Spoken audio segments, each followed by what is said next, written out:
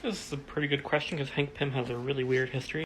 So, arguably, the start of his mental illness is Tales to Astonish number 44, where his first wife gets murdered, and he literally can't do anything about it, and he actually takes it pretty hard.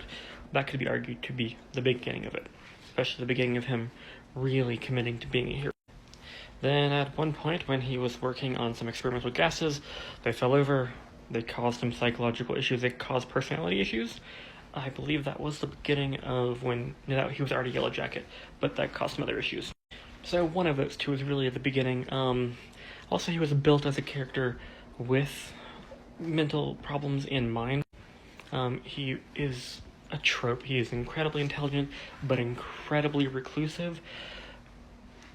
And he's a dick, which is just a trope in media where if they're smart and they're reclusive, they're a dick and they probably have something else going on.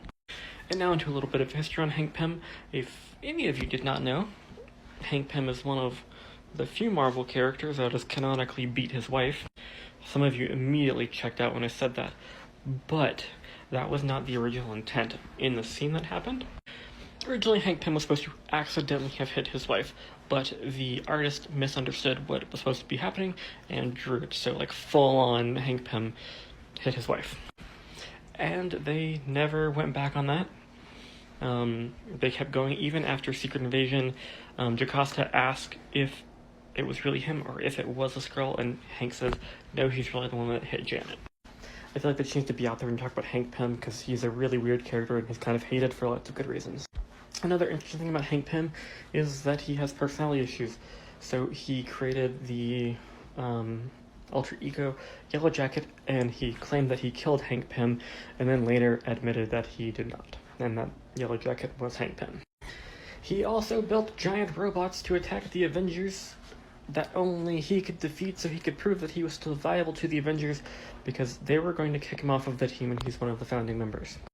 Hank Pym is ultimately a very tragic, very flawed character who, through a combination of writing and then art mistakes, is basically near irredeemable. And that's, if you wonder why Hank Pym's not the Ant-Man in the movies, that's really why.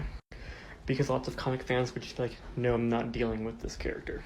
So again, Tales to Astonish number 44, when his first wife gets murdered, or the gas that caused him to have personality issues. Those are probably the comic core reasons as to why he has a variety of mental issues, along with him being a walking trope. So there you go, Slime Mufasa. That's what I could find out in about 30 minutes.